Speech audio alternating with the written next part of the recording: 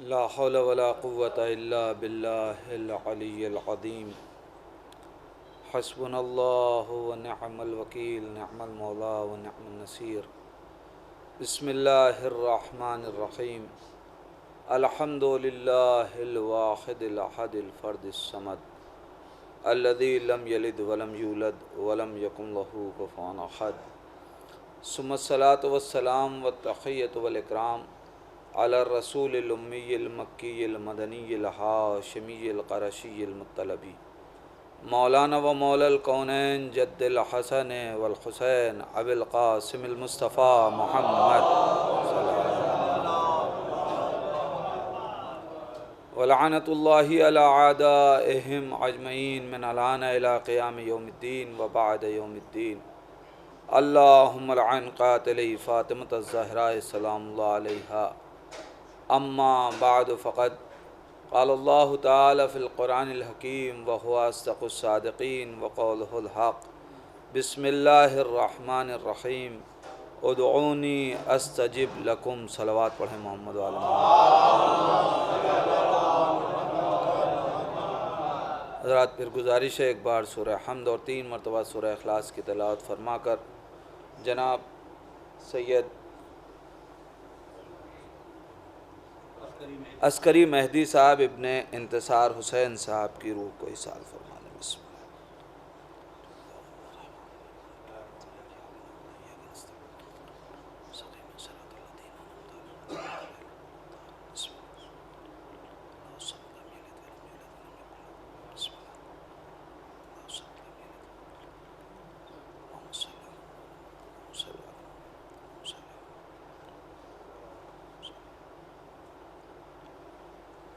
मरहूम की तरवीह रूह और अपने अपने मरहूमीन के इसाले सवाब के लिए मिलजुल के सलावात पढ़ें मोहम्मद वाले।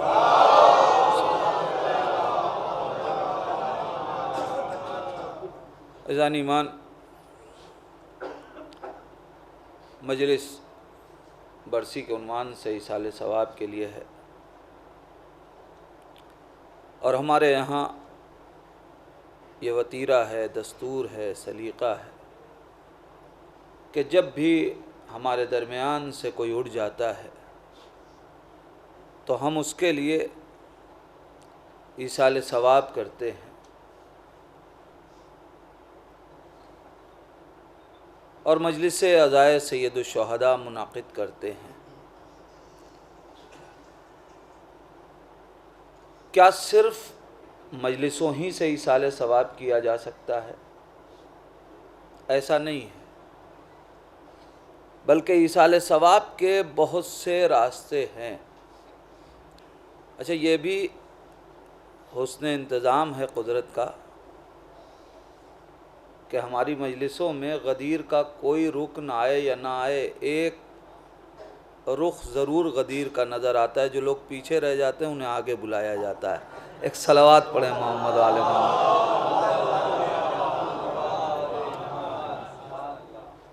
अज़ीज़ान ईमान, इसाले सवाब के बहुत से रुख हैं और अल्हम्दुलिल्लाह अंजाम भी दिया जाता है।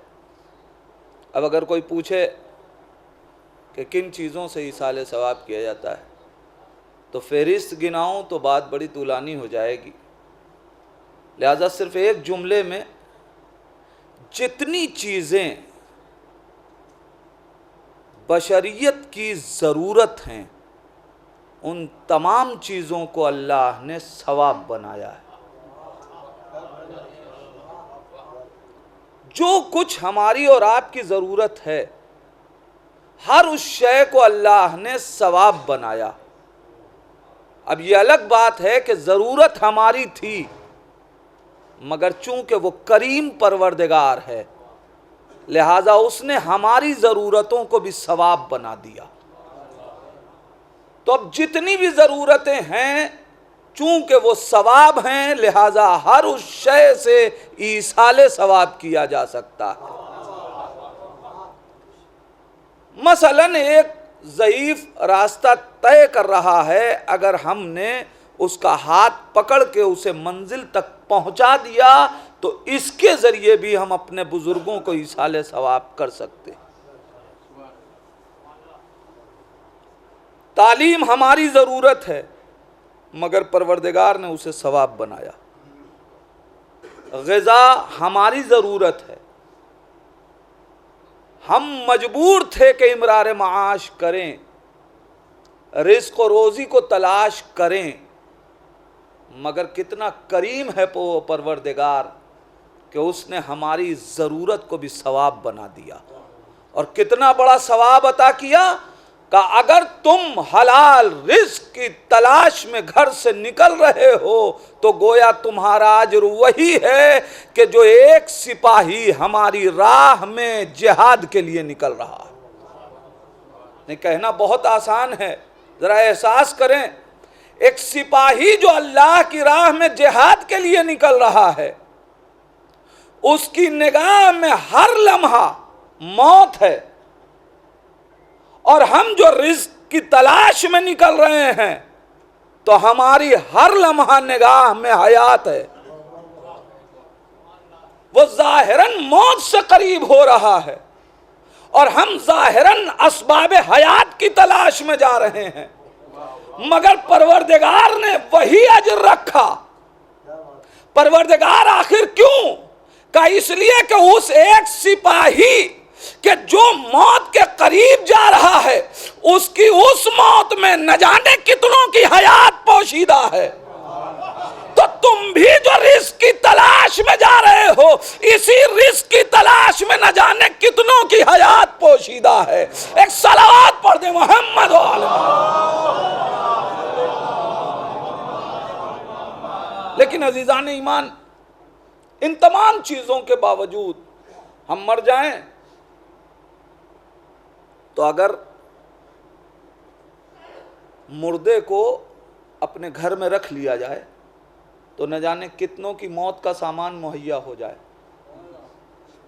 तो दफनाना यह हमारी हयात की ज़रूरत है,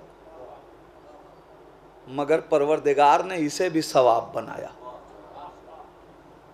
गुस्ल दो तो सवाब, कफन पहनाओ तो सवाब, हद यह है तशय्ये जनाजा करो तो सवाब। है हमारी ज़रूरत, मगर वो कितना करीम है कि उसने हमारी ज़रूरतों को भी सवाब बना दिया। ए परवरदिगार, आखिर तूने इसे सवाब क्यों बनाया? ये हमारी ज़रूरत थी। नहीं, हमारे साथ साथ उस मुर्दे की भी तो ज़रूरत है। अगर दफन न किया जाए तो उसके जिस्म की बेहुरमती होगी, जिससे लाख मोहब्बत थी, कुछ देर के बाद ये जिस्म इस लायक नहीं रहेगा कि लोग इसके साथ रह सकें। लिहाजा अगर दफन न किया जाए तो लोग बेहुरमती करेंगे। इसका मतलब यह है कि परवरदिगार जब अपने मरे हुए बंदे की बेहुरमती बर्दाश्त न करता हो, मैं क्या कह रहा हूँ अज़ीज़ान ईमान, ज़रा मोहब्बत तो देखें परवरदिगार को अपने बंदों से कितनी है कि जब वो मुर्दा जिस्म की बेहुरमती बर्दाश्त न कर रहा हो तो जिस जिस्म में रूह पाई जा रही हो, उस जिस्म की बेहुरमती खुदा कैसे बर्दाश्त करेगा? लिहाजा उसने कानून बनाया कि बेहुरमती से बचाने के लिए इसे दफन किया जाए। मगर हो सकता है अब ये मरने वाला बारगाह खुदावंदी में अर्ज करता है, मेरे अल्लाह, जब तक इस जिस्म में जान थी हमने किसी का एहसान नहीं उठाया, जिसने भी एहसान किया हमने कम से कम शुक्र अदा करके उसके एहसान का कुछ तो बदला अदा किया। मगर ए परवरदिगार, आज ये हमारे जिस्म को बेहुरमती से बचाने के लिए अपने कांधे पे उठा के ले जा रहे हैं, हमें दफन कर रहे हैं। जरूरत हमारी है मगर हमारी जबानों पे ताले हैं। अब हम इस वक्त इनका शुक्र भी नहीं अदा कर सकते। परवरदिगार ने कहा, नादान, जब तू आजिज हो जाएगा तो मैं तेरा परवरदिगार हूं। अब तेरी जानिब से चूंकि यह अमल तेरे लिए भी है, लिहाजा इस पे हाजिर रख के बताऊंगा कि तुमने कोई एहसान नहीं किया, अगर दफन किया है तो जजा भी मिली है। एक सलावत पढ़े मोहम्मद वाले।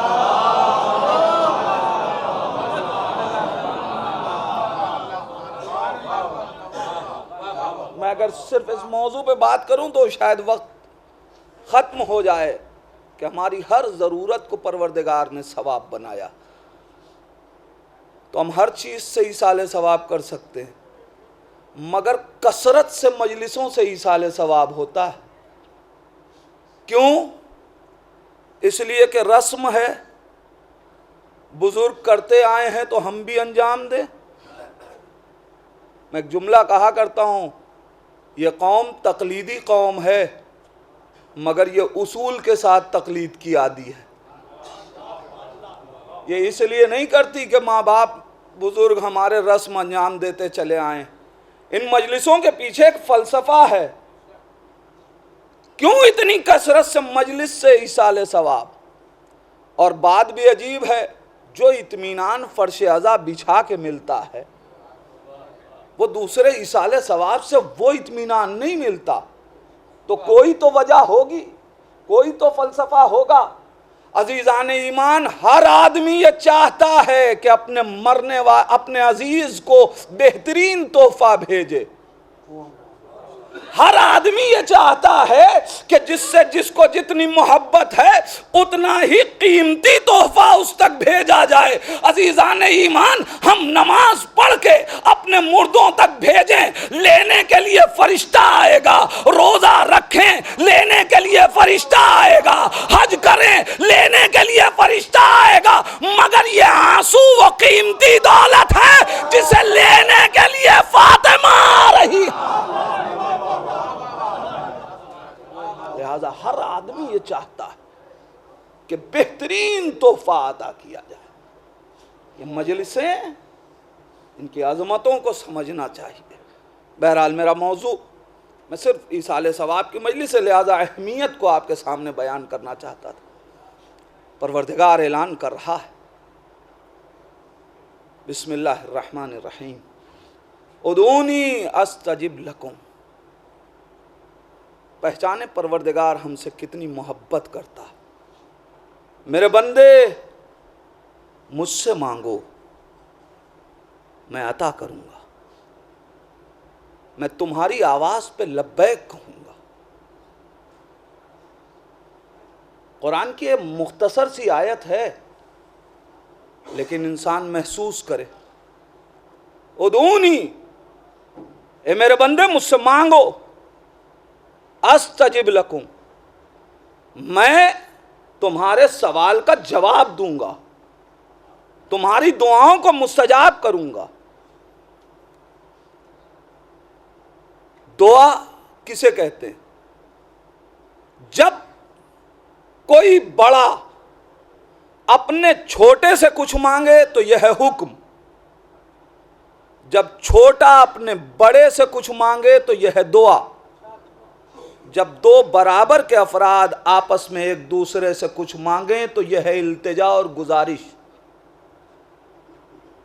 लेकिन यह आयत अलैहिस्सलाम, यह आयत बड़ा अजीब लुत्फ रखती है।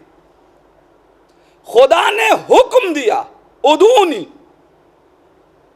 चूंकि परवरदिगार ने कहा है लिहाजा हुक्म है, मगर चूंकि बंदे को मांगना है लिहाजा दुआ है।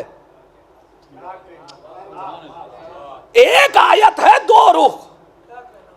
परवरदिगार ने चूंकि कह दिया कि मांगो, लिहाजा यह हुक्म बना। मगर जब हमने मांगा तो हम छोटे हैं, वो बड़ा है, तो ये दुआ बनी। अब खुदा हमसे कह रहा है कि मांगो।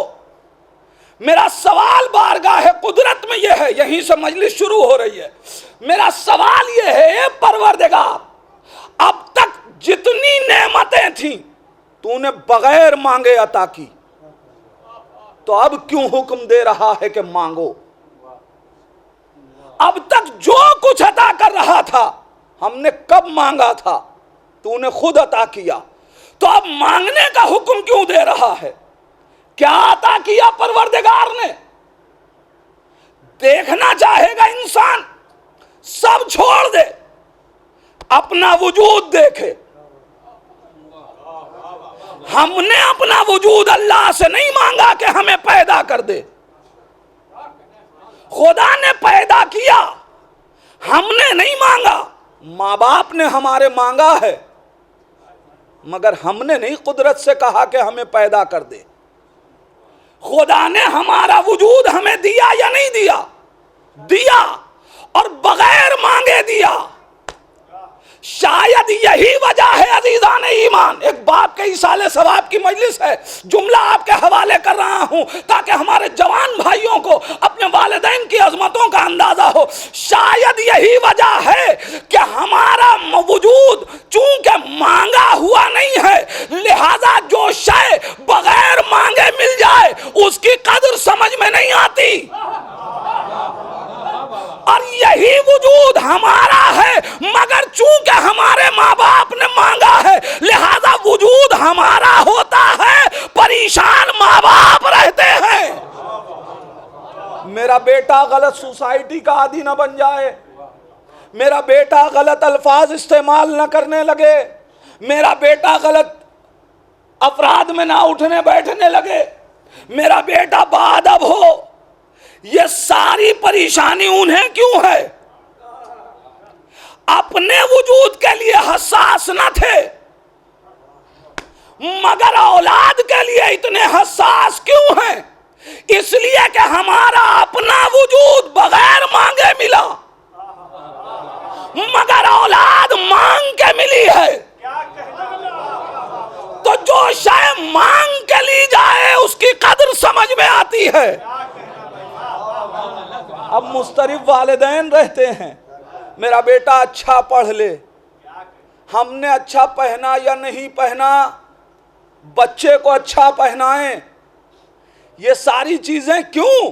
का इसलिए कि हमारा वजूद हमारा अपना मांगा हुआ न था, लिहाजा हमें इसकी कदर व कीमत समझ में नहीं आई।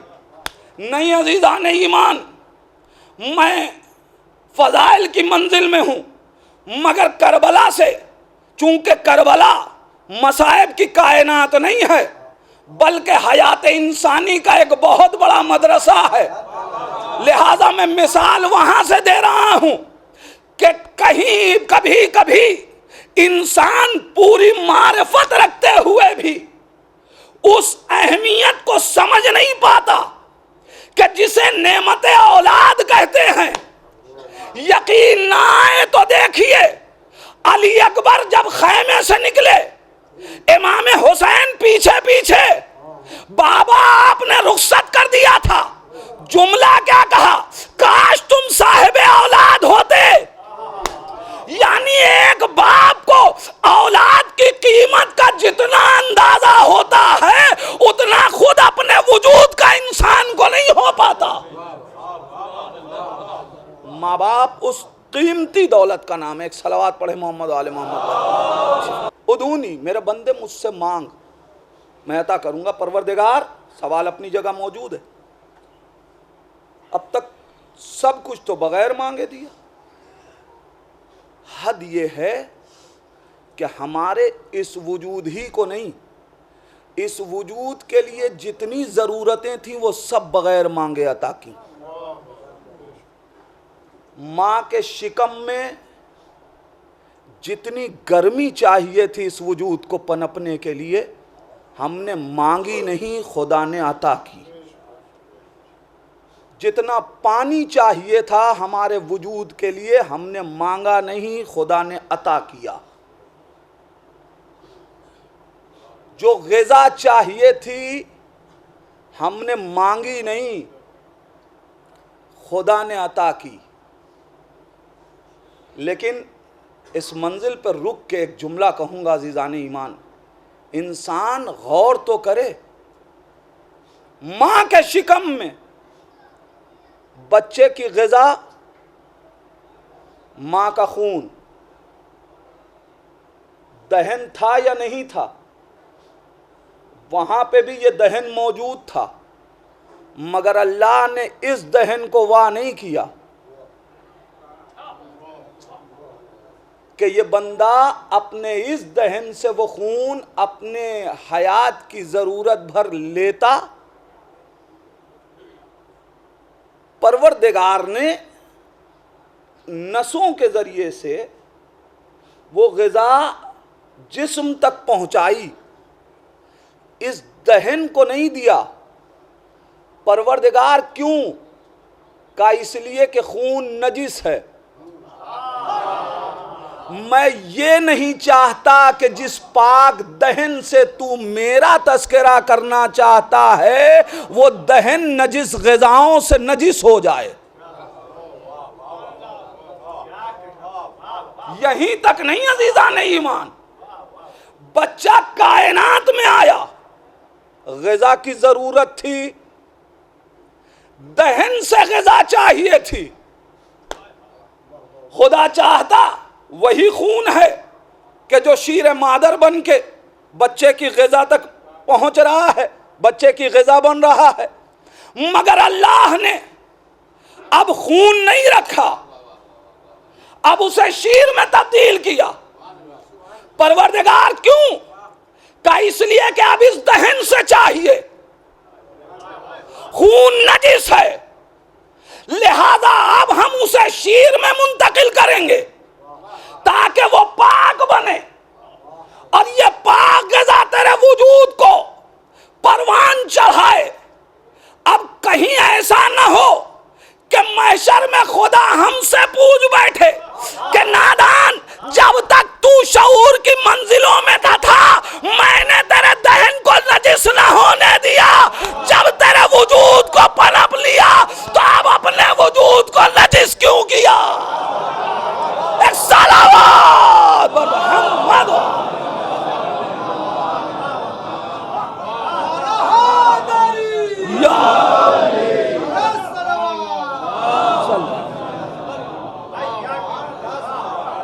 अब कोई खुदा हमसे पूछ बैठा कि नादान, हमने तो इतना एहतमाम किया कि तेरा दहन नजिस न होने पाए। और ये याद रखें, मैं अपने जवान भाइयों के लिए गुफ्तगू कर रहा हूँ, वो याद रखें कि लुक़्मा हराम किस मंजिल तक पहुँचाता है। देखिए, कोई खाए या ना खाए मुझे कोई गरज नहीं, मगर उन लोगों को लुक़्मा हराम नहीं खाना चाहिए जो किसी इमाम की आवाज़ के मुंतज़िर हैं।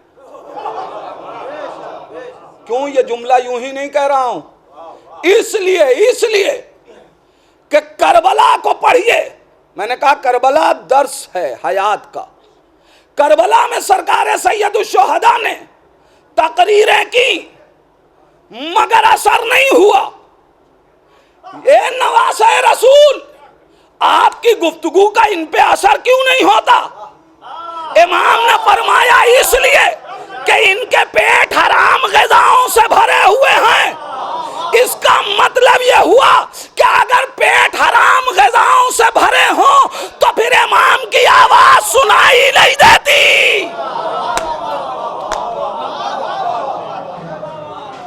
अगर पेट हराम ग़िज़ाओं से भरे हों तो इमाम की आवाज सुनाई नहीं देती। लेकिन अगर इंसान इमाम की ग़िज़ा पाक ग़िज़ा इस्तेमाल कर ले तो आवाज सुनने लगता है। जब तक यजीदी दरबार से हुर रिज़्क़ पाता रहा उस वक्त ले जा में फरस पे हाथ डाला, मगर जब पाक पानी हुसैन का वजूद में पहुंच गया तो आवाज असर करने लगी।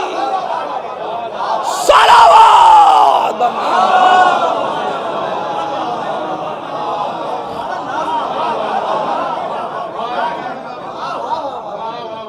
जितनी चीजें मेरी हमारी जरूरत की थी, हर शय को परवरदिगार ने सवाब बना दिया। अब मैं ज्यादा तूल ना दूं इस मरहले में। ये परवरदिगार अब तक जो कुछ दिया बगैर मांगे दिया, अब क्यों कह रहा है कि मांगो? क्या इसलिए कि हम मांगेंगे तो उसकी खुदाई चमकेगी? हम पुकारेंगे तो वो खुदा खुदा बनेगा। कसम खुदा की, सारी कायनात सजदा न करे तब भी वो खुदा खुदा है। ये इलाही मनसब के यही तो पहलू हैं कि इलाही मनसब मानने के मोहताज नहीं होते। तुम मानो या ना मानो खुदा खुदा है, रहेगा। तुम मानो या ना मानो रसूल रसूल है, रहेगा। तुम मानो न मानो, इमाम इमाम है। ये तुम्हारे मानने की बैसाखियों पे नहीं खड़े होते कि तुम मानो तो ये बनेंगे।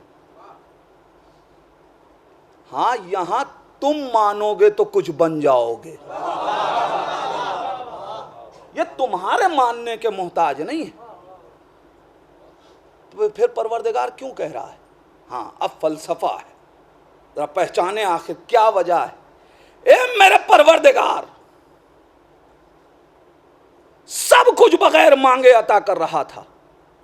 कुरान खिताब करेगा उसे कि जो बालिग हो गया, यानी बुलूग से पहले ये सवाल नहीं है परवरदिगार का। बुलूग के बाद हुक्म है परवरदिगार का कि मांगो। परवरदिगार क्यों? खुदा आवाज देगा इसलिए कि अब तक बेशऊर थे, तुम्हें मैं देता रहा, अब तुमसे मांगने का हुक्म यूं दे रहा हूं ताकि तुम्हारे जहन में फिक्र उलूहियत जागती रहे।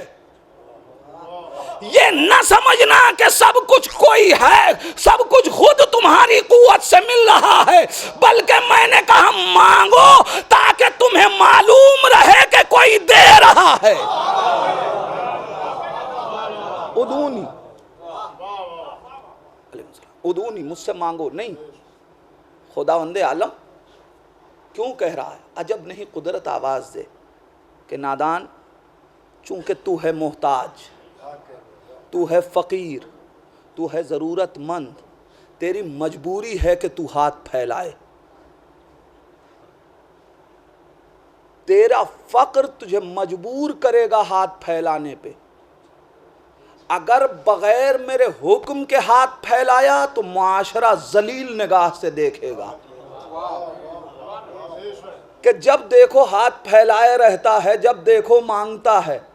लेकिन मैं हुक्म दे के तेरी आबरू बचाना चाहता हूं। तू जरूरतमंद है, तेरी जरूरत तुझे मजबूर करेगी कि हाथ फैला। अगर मेरा हुक्म न रहा तो लोग हकीर निगाह से देखेंगे, लेकिन जब मैं कहूंगा मांग, अब जितनी देर मुसल्ले पे बैठ के दुआ मांगता रहेगा, मुआशरा इज्जत की निगाह से देखेगा कि देखो अल्लाह का कितना बड़ा बंदा है, कितनी देर तक अपने परवरदिगार से मुतालबा करता रहता है। इसलिए कि बगैर हुक्म के कहा जाए तो कायनात जलील निगाह से देखती है, लेकिन जब मैं कहूंगा तो अब ये इबादत बन जाएगी। मेरे हुक्म के बाद ये सच है कि तेरी जरूरत है, मगर मैं तेरा खालिक हूं। मैं तेरी जरूरत को भी इबादत बना के तेरी आबरू को महफूज करना चाहता हूं। कैसे तू मांगता तो लोग जलील समझते, अब मांगेगा तो आबिद कहलाएगा, अब मांगेगा तो मेरा मुखलिस बंदा कहलाएगा। परवरदिगार क्यों बगैर मांगे अता कर दे? कुदरत आवाज देगी, अजब नहीं कुदरत आवाज दे कि हर शख्स तेरी तरह बेमारिफत तो नहीं है। मेरे कुछ बंदे बड़े बामारिफत हैं, जिन्हें मेरा इरफान है। अगर कोई आलिम दीन आपके दरमियान बहुत बुजुर्ग शख्सियत आ जाए तो आपकी जबान नहीं खुलती कि आप कुछ कहें, लेकिन अगर वही आलिम आपसे कह दे कि कुछ बताइए, कुछ बोलिए, कुछ बातें कीजिए, तो जुर्रत सवाल पैदा हो जाती है। मैं क्या कह रहा हूं अजीजान ईमान?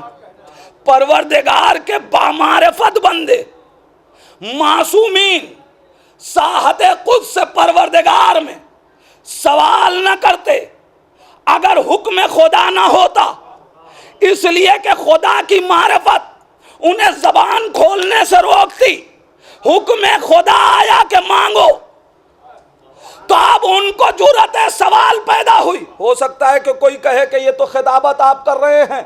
मैं दलील देना चाहता हूं, वो इमाम कि जिसने हमें दुआओं का मजमुआ दिया, पढ़िए सैयद सज्जाद का जुमला। इमाम फरमाते हैं, ए परवरदिगार, अगर तूने हमें दुआ करने का हुक्म न दिया होता तो हम कभी दुआ न करते। अगर तूने दुआ का हुक्म न दिया होता तो हम कभी दुआ न करते। जुमला यहीं तक रहता तो लोग कहते बड़े मगरूर हैं, परवरदिगार से भी नहीं मांगते। लिहाजा इमाम ने इल्लत भी बयान की, का परवरदिगार क्यों? इसलिए कि अपनी दुआओं को तेरी मशीयत में खलल अंदाज समझता। वाज़े करूं बात? क्या मतलब? कि अपनी दुआओं को तेरी मशीयत में खलल अंदाज समझता। तूने चाहा है कि हम फकीर रहें तो हम क्यों दुआ करें कि हमें गनी बना दे? तूने चाहा कि हम बीमार रहें तो हम क्यों दुआ करें कि हमें शिफा दे दे? तूने चाहा कि हम मोहताज रहें तो हम क्यों दुआ करें? इमाम कह रहे हैं, परवरदिगार, अगर तूने हुक्म दुआ न दिया होता तो हम कभी दुआ न करते। इसलिए कि अपनी दुआओं को तेरी मशीयत में खलल अंदाज समझते। मगर याद रखिएगा, ये जुमला वही कह सकता है कि जिसके अल्फाज भी मशीयत परवरदिगार हों।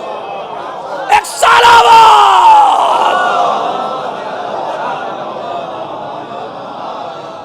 उदूनी अस्तजिब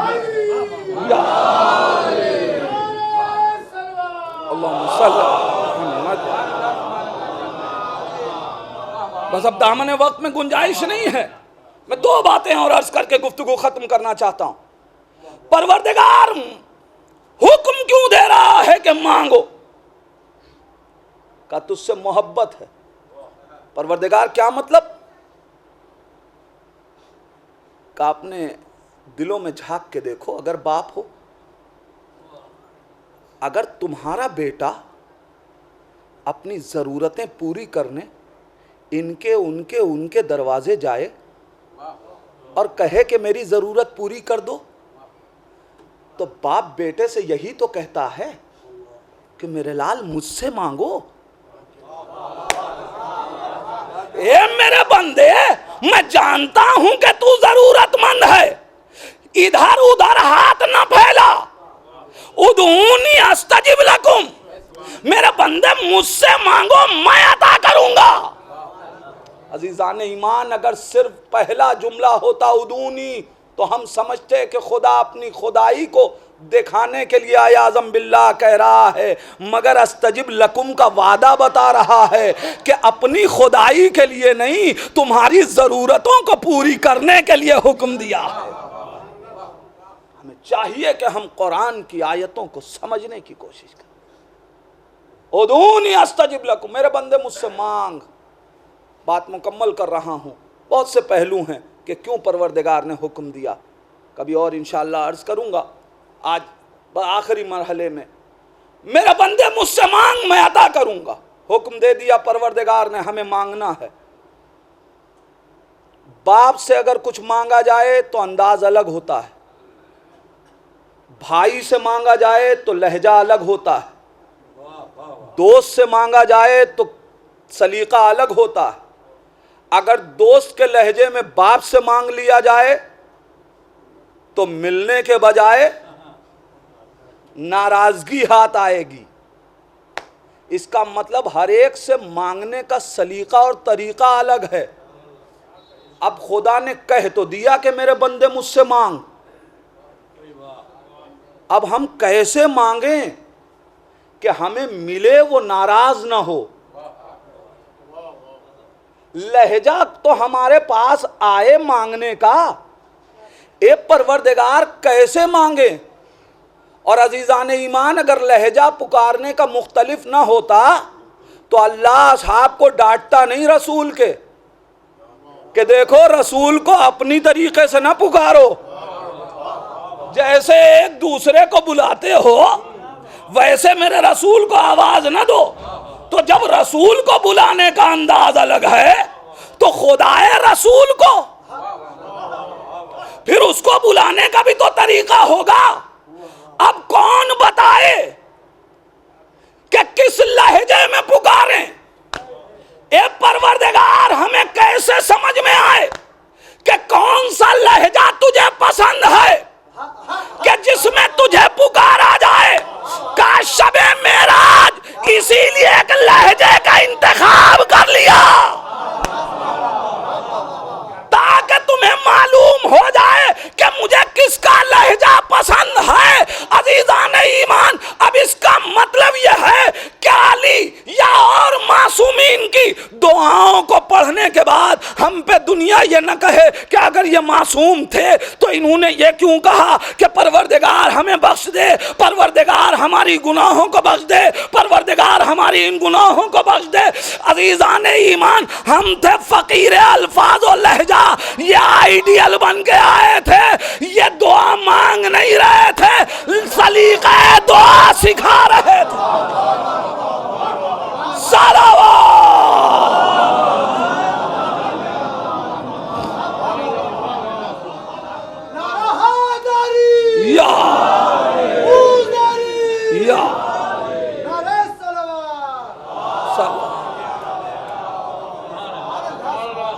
किस जबान में परवरदिगार को पुकारे, अल्लाह ने जबान मुंतखब करके बता दिया। लेकिन अजीजान ईमान, बात यहाँ तक आई है तो एक मरहला तय करके आगे बढ़ूँ। आम तौर से हम भी इस्तेमाल करते हैं कि खुदा ने अली के लहजे में बात की, जबकि पैगंबर इस्लाम की हदीस जो है वो मुख्तलिफ है। नबी फरमा रहे हैं कल्लमनी अल्लाह बिलुगत अलीन, ये नहीं कहा कि अल्लाह ने मुझसे अली के लहजे में बात की, कहा अल्लाह ने मुझसे अली की ज़बान में बात की। खुदा कह रहा है, उसका रसूल कह रहा है कि हमसे अल्लाह ने अली की ज़बान में बात की। पहली बात तो यह है, परवरदिगार बात ही करने की ज़रूरत क्या थी?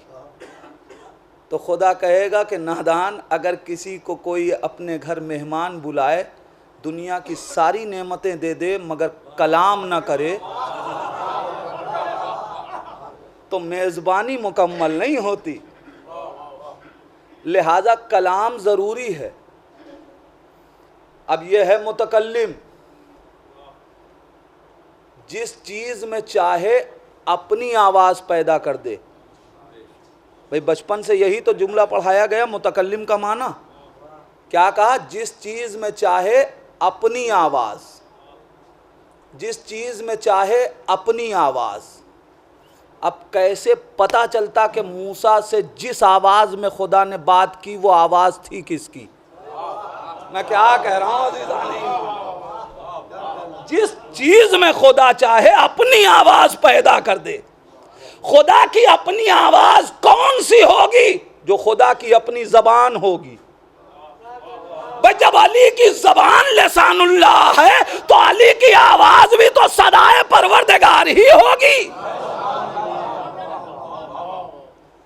अल्लाह ने मुझसे अली की ज़बान में बात की, मगर तर्जुमा भी और शुआराए किराम भी, हम लोग भी कभी कभी शेर में लहजा ही इस्तेमाल कर जाते हैं। मगर अजीज़ान ईमान, नबी ने लहजा नहीं कहा, कहा अली की ज़बान में बात की। दोनों का फ़र्क महसूस कर लें, गुफ्तगू ख़त्म। लहजे में और ज़बान में फ़र्क क्या है? लहजे के लिए वजूद का होना ज़रूरी नहीं है। हम यहाँ बैठे हुए किसी के लहजे में कलाम कर सकते हैं, ज़रूरी नहीं है कि वो यहाँ रहे, मगर ज़बान के लिए वजूद का होना ज़रूरी है। अज़ीज़ान ईमान, नबी ने ये नहीं कहा कि अल्लाह ने मुझसे अली के लहजे में कलाम किया, कहा अली की ज़बान में कलाम किया। या नबी अल्लाह लफ्ज़ ज़बान की क्यों रखी? कहा था कि दुनिया पहचान ले मेराज पे मैं अकेला नहीं था, मेरे साथ मेरा वसी भी था। सलावत मोहम्मद। अब ये मासूमीन की आवाज़, ये हमें सलीका सिखाएगी परवरदिगार से गुफ्तगू का। और यही वजह है कि खुदावंद आलम ने उदऊनी अस्तजिब लकुम, मेरे बंदे मुझसे मांग। कोई ज़माना मुअय्यन नहीं किया, कोई वक्त मुअय्यन नहीं किया, इसलिए कि वो ज़मान व मकान से परे है। उसने हमारे लिए कोई वक्त मुअय्यन नहीं किया। उदूनी, जब चाहो मांगो। ये हम हैं कि हमने ज़मान मुअय्यन कर लिया है कि जब परेशान होंगे तो पुकारेंगे, जब बीमार होंगे तो पुकारेंगे, जब जाएंगे फला मकाम पे ज़ियारतों के लिए तो गिड़गिड़ाएंगे। न मकान की उसने क़ैद रखी न ज़मान की। और उसकी क्या बात, जो उसके मज़हर बन के आए थे उन्होंने भी कभी अपने सवाल करने वालों के लिए न ज़मान को मुअय्यन किया न मकान को। कहना बहुत आसान है, मगर इंसान सोचे कि जहाँ इंसान के कत्ल की बात हो, जहाँ इंसान की जान के लाले पड़े हों, वहाँ वो आए कि जो ज़ाहिरन पूरी करबला का, ज़ाहिरन पूरी करबला का ज़िम्मेदार नज़र आ रहा है। लेजामे फ़रस पे हाथ डाल के जो ज़ाहिरन करबला तक लाया है, वो हुर आके कह रहा है क्या मेरी ख़ता माफ़ हो सकती है? अगर हमसे किसी का माली नुकसान हो जाए तो हम उसको माफ़ करने को तैयार नहीं होते। ये हुसैन, आप माफ़ क्यों कर रहे हैं?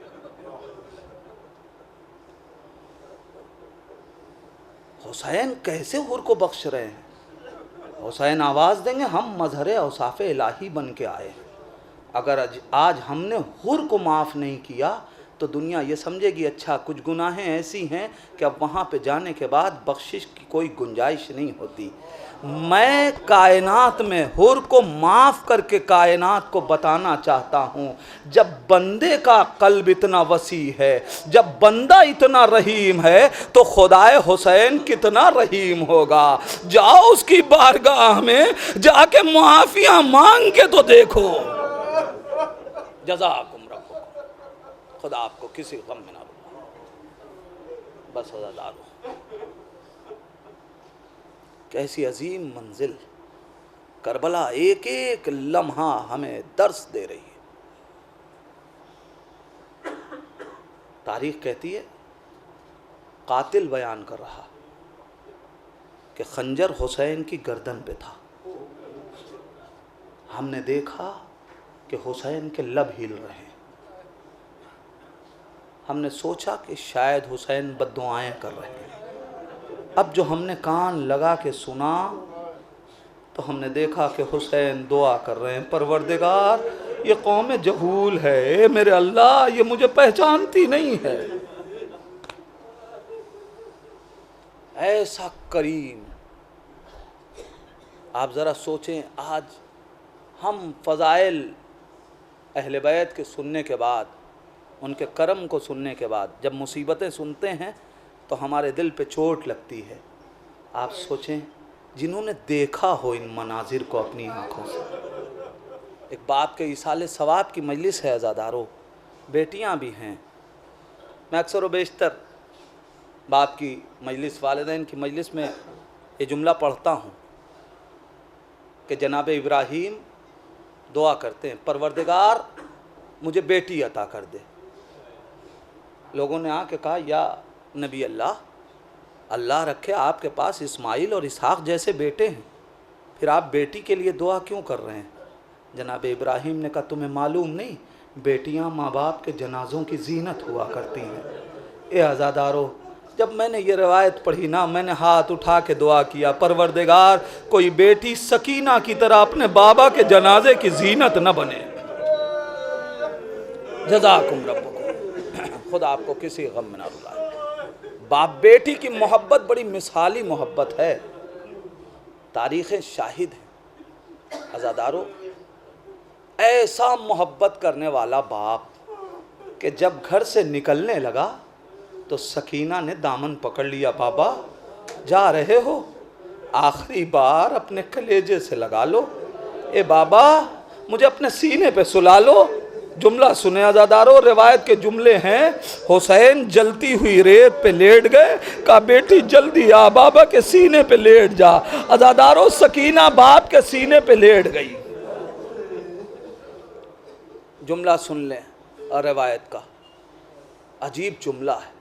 जिस वक्त जनाब सकीना इमाम हुसैन के सीने पे लेटी, इमाम हुसैन ने एक दुआ की, परवरदिगार परवरदिगार सकीना के लिए हमारी जुदाई बड़ी शाख है, मेरे परवरदिगार सकीना पे नींद गालिब कर दे ताकि मैं मक्तल चला जाऊं। ए अज़ादारो, रिवायत कहती है सकीना सो गई, हुसैन ने सकीना को ज़ैनब के हवाले कर दिया, मगर रिवायत ने फिर मुझे नहीं बताया कि सकीना कब बेदार हुई। जब शिमर के तमाचे पड़े, जब खैमे में आग लगी, जब फुरात का पानी नेज़ो उछला, बेटी अपने बाबा से बिछड़ गई।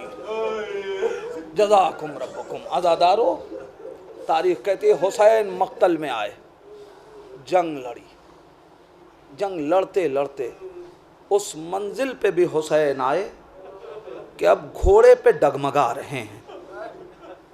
रिवायत जुमले लिखती है अज़ादारो, इल्लतें तलाश की जाती हैं। मैं सोचता था कि जो इतने तीर खा चुका, जो इतने ज़ख्म खा चुका, वो हुसैन घोड़े पे डगमगा क्यों रहा है। ए अज़ादारो, अजब नहीं जब हुसैन दाएं जानिब गिरना चाहते हों, माँ दामन फैला देती है। हुसैन सोचते हैं ये तीर भरा बदन मैं अपनी माँ की आगोश में कैसे रखूं। कभी हुसैन बाई जानिब, ए अज़ादारो, एक मर्तबा एक शख्स आगे बढ़ा, एक जालिम ने हुसैन के पहलू में नेज़ा मारा, हुसैन सरजमीन करबला पे आए। जुमले खत्म, मजलिस तमाम कर रहा हूँ। हुसैन सरजमीन करबला पे आए। नहीं अज़ादारो, हुसैन ज़मीन पे नहीं आए, तीरों पे मुअल्लक़ थे, तीरों पे मुअल्लक़ थे। मगर रिवायत कहती है हुसैन का जिस्म बिल्कुल साकित, बिल्कुल आराम। इतनी देर में अनस, खुदा लानत करे, शिमर और पिसरे साद, खुदा इन तीनों पे लानत करे, ये खड़े होके आपस में बात कर रहे हैं। एक मर्तबा शिमर कहता है कि लगता है हुसैन तीर और नेज़ों के ज़ख्म को बर्दाश्त नहीं कर सके और दुनिया से चले गए। अनस कहता है नहीं, हुसैन जिंदा। आखिरी जुमले हैं अज़ादारो, पुरसा दे लीजिएगा। अनस कहता है हुसैन जिंदा। बेसरे साथ कहता है अनस इतने यकीन के साथ तुम कैसे कह रहे हो, जो 3 दिन का भूखा और प्यासा हो और इतने ज़ख्म खा चुका हो, तुम कह रहे हो वो ज़िंदा है। कहाँ, मैं तुम्हें अभी दिखाऊं कि हुसैन ज़िंदा है। यारो, अब आप क्या सोच रहे हैं, अनस ने क्या किया होगा? अनस ने क्या किया होगा? कोई तीर मारा, कोई तलवार मारी, कोई नेज़ा मारा? नहीं अज़ादारो। एक मरतबा अनस कहता है लोगो चलो खैमा लूट लो। ए अज़ादारो, इतनी आवाज़ का बुलंद होना था कि रिवायत कहती है हुसैन ने अपनी ताकत को जमा किया, घुटनियों के बल उठे। ए लोगो, अभी हुसैन जिंदा है, अभी खैमों का इरादा न करो। हुसैन की जिंदगी में कोई ज़ैनब का पर्दा न छीने, कोई सकीना को तमाचे न मारे। इन्ना लिल्लाह व इन्ना इलैहि राजिऊन। रदन बिक़दाइही व तस्लीमन लिअम्रिही। बारेला तुझे वास्ता है मोहम्मद व आले मोहम्मद का इन आवाज़ों पे अपनी रहमत नाजिल फरमा। परवरदिगार तुझे वास्ता है मोहम्मद व आले मोहम्मद का उलमाए किराम आयात एज़ाम का साया हमारे सरों पे सलामत रख। परवरदिगार तेरे अहले बैत के मकसद को जो भी जिस लिबास, जिस मकाम, जिस जगह पे भी आगे बढ़ा रहा है, परवरदिगार उसकी तौफ़ीक़ात में इजाफ़ा फरमा, उसको अपने हिफ्ज़ व अमान में रख। परवरदिगार जिनके वालिदैन इस दुनिया से चले गए हैं, पारे इलाहा इन मजलिसों का सवाब उनके नाम अमल में मुंतकिल फरमा। जिनके वालिदैन इस दुनिया में सलामत हैं, परवरदिगार उन्हें सेहत व सलामती और तुल उम्र अता फरमा। परवरदिगार ख़ास तौर से मेहदी भाई के वालिद माजिद, उनकी और रूह को परवरदिगार शाद रख, उनके दरजात को बुलंद फरमा, उनके तमाम गुनाहान कबीरा और सगीरा को माफ़ फरमा, उनके पसमंदगान को सब्र जमील अता फरमा। ए परवरदिगार, हमें अहले बैत की तरफ से एक लम्हे के लिए भी हमें अहले बैत से जुदा न करना। परवरदिगार, हमें अहले बैत की मारिफत अता फरमा, उनके बताए हुए अहकामात पे अमल करने की तौफ़ीक़ अता फरमा। बारलाहा वारिस अहल बैत इमाम ज़माना के ज़ुहूर में ताजील फरमा। इंद ज़ुहूर इतनी तौफ़ीक़ दे कि हम अपने इमाम को पहचान सकें, उसी इमाम का वास्ता हमको उनके आवान व अंसार में शुमार फरमा। रब्बना तक़ब्बल मिन्ना इन्नका अंतस समीउद दुआ। आप हज़रात से फिर गुजारिश है, एक बार और सूरह हम्द और 3 मरतबा सूरह इखलास की तिलावत फरमाकर जनाब सैयद अस्करी मेहदी आबदी मरहूम इब्न इंतसार हुसैन साहब मरहूम की रूह को इसाल फरमा।